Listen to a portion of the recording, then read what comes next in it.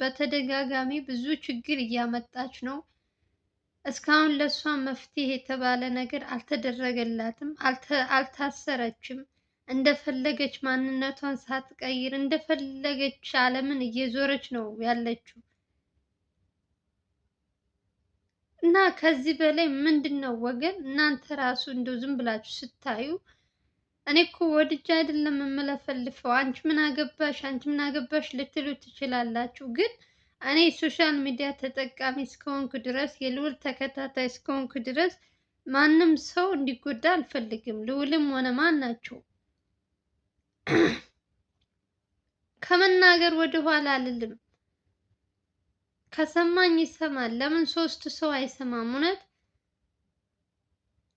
ሰው እኔ ኧረ በስመ አብ ኧረ አይነ ግለጥ ኧረ አይነ ግለጥ እያልኩ ነው እኔ እውነት ልዑልን ማለት ነው። እኔ በጣም ጭንቀት እኔ ደግሞ የሆነ ነገር ስሰማ እውነት ልቤ በአፌ ልትወጣ ነው የምትደርሰው። በቃ በተለይ እኔ ሁልጊዜ የምጸልልለት ጸሎት የማደርግለት ልዑልን ምንም ነገር እንዳያደርጉት እዛ ቤቱ ውስጥ ይውጡ በሰላም። እሱ በጣም የሚዘናጋ ሰው ነው። እንደምታዩት ሁሉን ነገር ችላ ነው የሚለው ልዑል። ለምን እንደሆነ አላውቅም። ነገሮች ለሱ በጣም ሲምፕል ናቸው። ሁሉም ነገር ህይወት ነው። ይሄ የእንትን ነገር አይደለም። የህይወት እንትን ጉዳይ ነው። የራሔል እናት በተደጋጋሚ በእሷ ዙሪያ ብዙ ነገሮች እየተገኙባት ምንድን ናት እሷ? እኔ ያልገባኝ ነገር ለምን አትታሰርም? ቤት ድረስ ወንጀለኞችን ለማስመለጥ ይዛ መታ መኪና እንደዚህ ፊት ለፊት ኧረ በስመ አብ ሴትዮ ምንድን ናት? ቆይ እኔ ግራ እኮ የገባኝ ነገር ምንድን ነው ስራዋ? እሷም እንዳትታሰር የተደረገው ምክንያት ምን ስለሆነች ነው? ማን ስለሆነች ነው? እሷ ወንጀለኛን እየተባበረች ለምንድን ነው ዝም የሚሏት? ልዑል ስንት ጊዜ ይችን ሴትዮ ስተት አገኘባት፣ ስንት ጊዜ ለዛውም በራሱ እየመጣችበት፣ ግን ነገሩን ሁሉ እንዳልተፈጠረ አድርጎ አይቶ ዝም ይላታል። እሷም ይሄን ነገር እያየች ሞር ምንም ነገር እኔን እንትን አይለኝም ብላ ጭራሽ ዛሬ ቤቱ ድረስ መጣችለት መኪና ይዛ። አረ እናቱን ፈጣሪ ይጠብቅለት እናቱን። እሱ ልዑል በገዛ እጁ በራሱ እያበላ እያጠጣ ቤት ውስጥ ቁጭ አድርጎ እየቀለበ ያለው ሰዎች እሱ ወዶ ፈቅዶ ከሆነ እናቱ ምንም ነገር እንዳትሆን ብቻ ምፈራለት። አበበ እየዛተ ነው አሁንም ለማምለጥ። አይደለም አንተ ልታሳስረኝ ይቅርና እኔ ካንተ ጀርባ በጣም ብዙ ሚሊዮኔር የሆኑ ሰዎች እኔ ጋ አሉ እያለ እንደዛተውም አልቀረም። እሱ አበበ የተባለው ሰውዬ የሰው ኩርት ሰው እኮ ልኩን ያውቃል እሱ። ኧረ በስመ አብ እኔ እውነት በዚህ ልክ ሰው ሲቀይር አላየውም። በአንድ ወር ውስጥ ተቀያይሮ ያን የመሰለ የሆነ ቡትቱ የሆነ ሰውዬ በሰከንድ ተቀያይሮ አለባበሱ ብቻ ሳይሆን የተቀየረው ንግግሩም ሁሉም ነገር ተቀይሮ መጥቶ በሱ ቤት በዚህ ያክል ሰዎችን እንትን ማስገባቱ አረ በስመ አብ ይችላል። በቃ እኔ አምኜ እጅ ሰጥቻለሁ። አበበ ይችላል፣ ምንም ነገር ማድረግ ይችላል። ጭራሽ የድፍረቱ ድፍረት መኪና ይዛ እንድትመጣ እኮ የጠየቀ ሰው ነው ይሄ ኩርት። እሱን ይዛ መታ ሌሎቻቸውን የሆነ ግርግር ቢፈጥሩ ሰው ጭማሪ ይዛ መታ እነሱን እንትን ብለው እነሱ ለማምለጥ እንግዲህ ያቀዱት እቅድ ይሄ ነው። ኧረ እኔ ዝም እላለሁ በቃ ከአሁን በኋላ ራሴ ታም ያለው በዚህ ጉዳይ ላይ እንዴ ሲበዛ ማለም ይመራል። እውነት አንገሸገሸኝ። በቃ ትዕግስት የለኝም እኔ እውነት ምነው ሸዋ ተጨመላለቁብኝ። ምን አለበት መድኃኒዓለም ኧረ በስመ አብ! እኔ ልቤ ላፌች ወጣ ነው ጋይዝ። እኔ ለምን እጨነቃለሁ እንዴ? እሱ ምንም ካልመሰለው እኔ ተጨንቄ ሞትኩ እኮ። መጀመሪያ ለነሱ አብሮ እየሰራ ጠብቅ የተባለው ልጅ በጣም ያናደደኝ ነገር አሁን ላይ ሲያዝ የውሸት የዘንዶ እንባ ነው የሚባለው። የዘንዶ እንባ ያነብላችኋል፣ ያለቅሳል በውሸት። በመጀመሪያ ይሄ ልጅ ራሱ ተባብሮ ስልክ ሰጥቶ እንደዚህ ያስደረገ እዛ ቤት ውስጥ የራሔል እናት እንድትመጣ ያገዛቸው ጠብቅ የተባለው ልጅ ነው። አሁን ግን ኧረ በእናትህ እኔ አጠገቤ በሆነ በእናትሽ በእንትን ነበር የምለው። ምን ይመስላል በእናታችሁ? እይ ክብር የሌለው ራሱን ያላስከበረ በገንዘብ ሙሉ እንትኖቹን ሊያስጨርስ ነበር። እኔ እንደዚህ አይነት ሰው ሰርቶ የሆነ ነገር ሰርቶ ልክ ስትይዙ እንባውን የሚያነባ እንደዚህ ምናምን በውሸት እንትን የሚል ሰው በጣም ነው የሚያናድደኝ። እግዚአብሔር ስግብግብ ነገር ነው። ሲጀመር ገንዘብ ብሎ አይደል እንዴ ስልክ ስጠኝና ይሄን ያክል ብር ልስጥ ሲባል የተስማማ። ይቺ ሴትዮ ቦታውንም አታውቀው ነበር። የራሔል እናት እዛ ድረስ አትመጣም ነበር። በራሱ ስልክ ሰጥቶ ነው ሎኬሽን ያስላከላት። አሁን ላይ ግን ልክ እንትን ሲባል ሲደረስበት ሰዎቹ እንትን ሲሉበት ሌላ ሌላ ሌላ ምን የቋጡን እንትኑን ያወርዳል።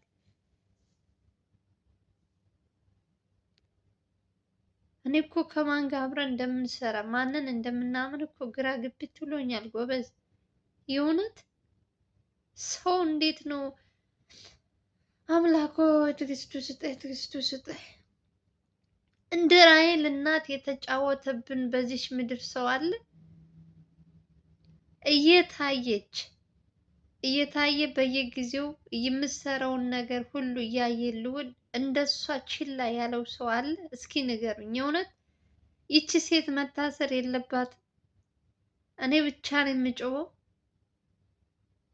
ስንት ጊዜ ነው በዚህ ሴትዮ ምክንያት ልውል ብቻ ሳይሆን አቤል ስንት ጊዜ ነው ከዚች ሴት ሄዳ ነው በእሷ ወጥመድ እያስገባች። አላቅም እንዴት ነው ማለት ማስረጃ የሚባለው እሷን ለማሳሰር በቂ ማስረጃ እኮ አላቸው። ለምንድን ነው ሴትዮዋን ችላ የሚሏት? እስከምትጨርሳቸው ነው የምንጠብቀው? ኧረ ጉዴ! ሰው በገዛ እጁ። አንደኛ ነገር ልጁ ያናደደኝ ጠብቅ የተባለው ሰውዬ ያናደደኝ ማለት ነው ምንድን ነው ኦሬዲ ወደ አሁኑ ተናግሮ ቢሆን እነዛ ሰዎች ቦታ ይቀየሩ ነበር፣ አበበና ታምራት።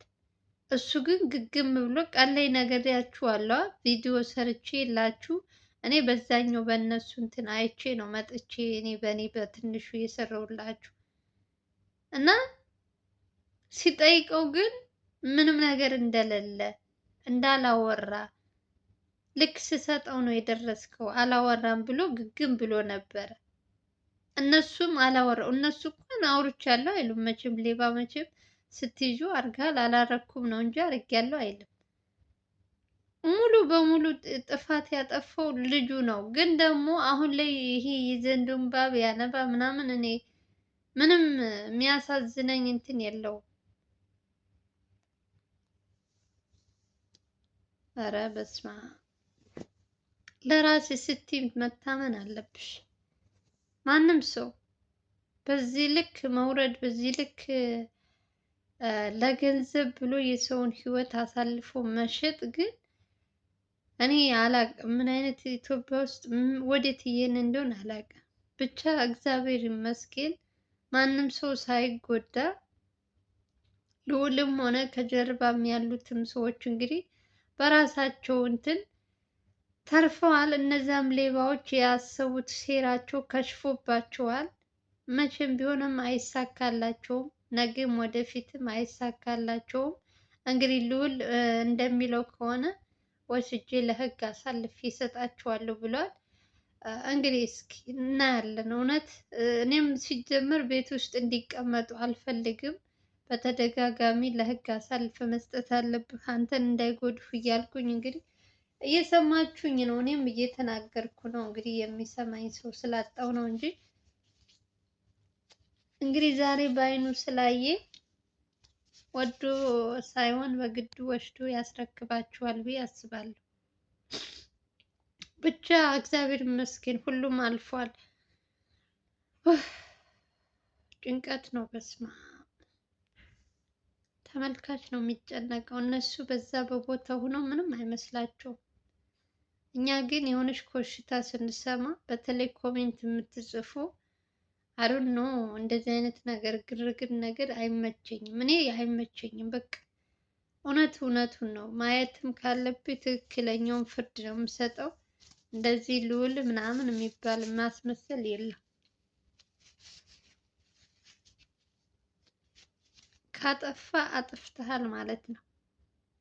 አንደኛ ነገር ይቺ የራሔል እናት አሁን ብቻ አይደለም ልዑልን እቅድ እያቀደች ወጥመድ ውስጥ ለማስገባት ከዚህ በፊትም ከአቤል አጎት ጋር እንደዚህ አይነት ነገሮች ስታረግ ነበር መኖሪያ ቤቱ ድረስ እና አሁንም ደግሞ እንደዚህ አይነት ነገር ማድረጉ አይገርምም።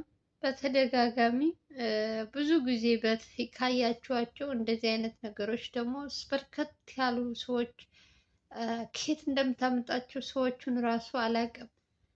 በየጊዜው ይታሰራሉ፣ ይመጣሉ። እሷ ታቀብላለች፣ ትሄዳለች። እነዚህ ምስኪኖች ደግሞ ይታሰራሉ። ስንት ሰው ተያዘ በዚች በትንሽ ቀን እንኳን እውነት ወር ባልሞላ እንትን። ኧረ እኔ አሁንማ በጣም እኔ እንጃ ብቻ አልፏል። ሲያልፍ ደስ ይላል ሁሉም ነገር።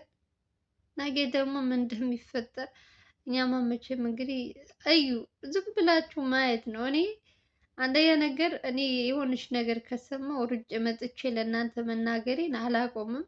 እናንተ እንድትጨነቁ ሳይሆን ቪዲዮን ምን ማለት ያው ስለሚያዩት እነሱ ከእነዚህ ሰዎች በተለይ እኔ የኔ ጩኸት እንዲሰማል የሚፈልገው የራሔል እናት እንድትታሰር ነው የምፈልገው። ከስንት ቀን ይቺ ሴትዮ አሁን ለልጇ ያልሆነች ለማንም የምትሆን ሴት አይደለችም። መጀመሪያ ቤተሰብሽን ስታከብሪ ከዛ በኋላ ለሀገርሽ የምትጠቅም ይቺ ለምንም የምትሆን ሴት አይደለችም። ገንዘብ የምታሳድር ሴት ናት። ስለዚህ ልዑል ለራሱ ደህንነት ሲባል ይቺን ሴት ማሳሰር አለበት ብዬ ነው የማስበው። ሌላ ደግሞ ምንድነው በስከ መጨረሻ የምላችሁ ነገር የነ ታምራት የነ አበበ ነገር ከሽፏል። ያዘጋጁት ወጥመድ አልተሳካላቸውም። ልዑል ደርሰዋል። ሁሉም ነገር ከሽፎባቸዋል ማለት ነው። እነዚያም ያመጡት መኪናቸውን አስነስተው እንግዲህ ሂደዋል። ግን ሴትዮዋ የራሔል እናት እንደሆነች ልዑል አይቷል። እንግዲህ ዛሬ ደግሞ ምን እንደሚያስብ በሷ ላይ እናያለን ብዬ አስባለሁ። ለማንኛውም በስከ መጨረሻ የምላችሁ ሰሞኑን በሶሻል ሚዲያ ላይ የተፈናቀሉ ዘመዶቻችን በትግራይም በወሎም በተለያዩ እንትኖች አሉ እና ያው እንግዲህ የሀገራችን ሰላምም በአንዳንድ በኩልም እንግዲህ እንደምታዩት ነው።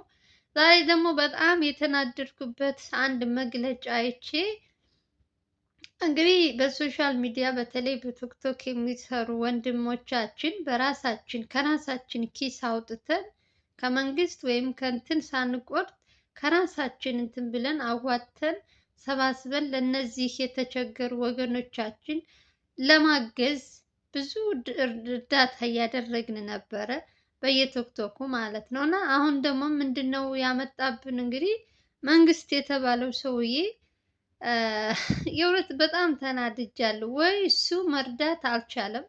እኛ ስንረዳ ደግሞ ስናግዝ ሰው ካሁን በኋላ ማንም ሰው ከህግ እንትን በላይ ማንም ሰው ብር አሰባስቦ በሶሻል ሚዲያ ለተቸገሩ ሰዎች ምንም አይነት እርዳታ እንዳይሰጣቸው ብሎ አቅዷል። እና ይሄን ነገር ካደረጋችሁ ደግሞ እንደምትታሰሩ ብሎ አሳስቧል። እኔ ማርያምን ነው የምላችሁ እጅግ በጣም ነው ያዘንኩት። አንደኛ ነገር እሱ መንግስት የተባለው ሰውዬ ምንም አይነት ነገር ማድረግ አልቻለም። ማድረግ ቢችል እኮ 8 ዓመት ሙሉ በወሎም በጦርነት ቤታቸውን ተፈናቅለው አንድ ሸራ ቤት ውስጥ ተወጥሮ ልጃቸው ያለ ትምህርት ያለ ምን እየተቀመጡ እሱ የሚችል ቢሆን በየእንትናቸው አሰማርቶ እዛ ቦታ ያወጣቸው ነበር። ግን ደግሞ አልቻለም። 8 ዓመት 5 ዓመት ቀላል አይደለም። ሰው ቤትሽን ትተሽ ለ2 ቀን እንኳን ሰው ቤት ስታድሪ ምን አይነት እንትን እንደሚሰማሽ ታውቂያለሽ? በጣም ነው እኔ አረ መድኃኒዓለም እኔ እንደዚህ አይነት ሰው አይቼ አላውቅም። ሰው ከራሱ እንትን አውጥቶ ሰውን ሲያግዝ ለምን አገዛችሁ ይባላል ወገን። ሰሞኑን በየት ነው በትግራይ ክልል አይታችኋል እንግዲህ በጣም በራብ ምስጉል ብለው አጥንታቸው ወጥቶ ውሃተው ድርቅ እንደዛ እያየን ሰው ጠግቦ በዚህ እየበላ ምግብ በሚደፋበት ዘመን እነሱ ተርበው ይሄንን እኛ ስላላየን እስካሁን ድረስ አላገዝናቸውም። ከዛ የሆነ ሶሻል ሚዲያ ላይ የሚዟዟር ፎቶ ሲታይ ቪዲዮ ምናምን ምስል ሲታይ ሰው ማገዝ ጀመረ፣ ገንዘብ ማሰባሰብ ጀመረ፣ ዱቄት፣ የተለያዩ ነገሮች፣ አልባሶች፣ ሁሉ ነገር ተደርጎላቸው ተሰጣቸው። ይሄን ነገር ሲያይ ደግሞ ሰውየው ለምን ይደረጋል? ማድረግም ካለብን መንግስት አለ። እኔ ማርያምን እናንተ በዚህ ቦታ ብትሆኑ ምን እንደምትሉ አላቅም። እኔ ሰው 5 ሲሰባሰብ ከአንድ ሰው ይልቅ 50 ሎሚ ለ50 ሰው ምንድን ነው? ለአንድ ሰው ሸክም ነው፣ ለ50 ሰው ጌጥ ነው ይባላል። ሲሰባሰብ ለእነዚህ ሰዎች በጣም ብዙ ነገር ያግዛቸዋል። እየተሰቃዩ ነው ያሉት በረሃብ። እግዚአብሔር ይስጣችሁ ስለሰጣችሁ ብሎ ማመስገን ሲገባ ጭራሽ እርዳታ አቁሙ። ካሁን በኋላ ማንም ሰው ገንዘብ በኦንላይ ቁጭ ብላችሁ ስታሰባስቡ ባይ ትታሰራለህ እድሜ ልክህን ብሎ መግለጫ አውጥቷል። እኔ እስኪ እናንተ ምን ትላላችሁ በዚህ እንትን ላይ? እኔ ምንም ብቻ አሳዝነውኛል፣ ልቤ ተሰብሯል። እነሱን እያያችሁ ሰው በሞላ ምግብ ሰው ደፍቶ በሚበላበት እንትን እነሱ በራብ እየተሰቃዩ አታግዙ ማለት ምን ማለት ነው? እኔ እኮ አላቅም። መብርሃንን ነው ብላችሁ ምንድን ነው አላማው? አልገባኝም። ይሞቱ እነዚህ ሰዎች። ዝናብ የለም ወደ ትግራይ ክልል በድርቅ እየሞቱ እየተሰቃዩ ነው ያሉት። ወሎ ስትሄጂ ስንት ዓመት ሙሉ በጦርነት ተፈናቅለው ቤታቸውን የሞቀ ቤታቸው ትተው እየተሰቃዩ ነው ያሉት። ገበሬው ሲጀመር የማንንም እርዳታ እኮ የሚፈልግ አይደለም።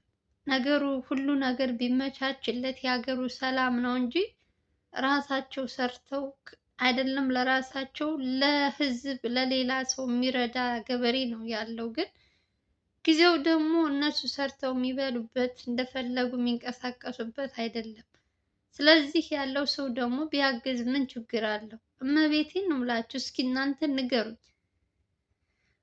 ኧረ ደከመኝ እኔ። በስመ አብ መንፈስ ቅዱስ ተናድጃለሁ ዛሬ። ለማንኛውም ሰላማችሁ ይብዛልን፣ አገራችንን ሰላም ያምጣልን። ምንም አለ ምንም ሰላሙን ይመልስልን ፈጣሪ። የድሮ የጥንቷን እግዚአብሔር ይመልስልን ነው የምላችሁ። ሰላማችሁ ይብዛልኝ። በሌላ ቪዲዮ እስከምንገናኝ ድረስ ደህና ደህና ሰንብቱ እያልኩኝ ሰላምና ፍቅር እመኝላችኋለሁ። ባይ ባይ።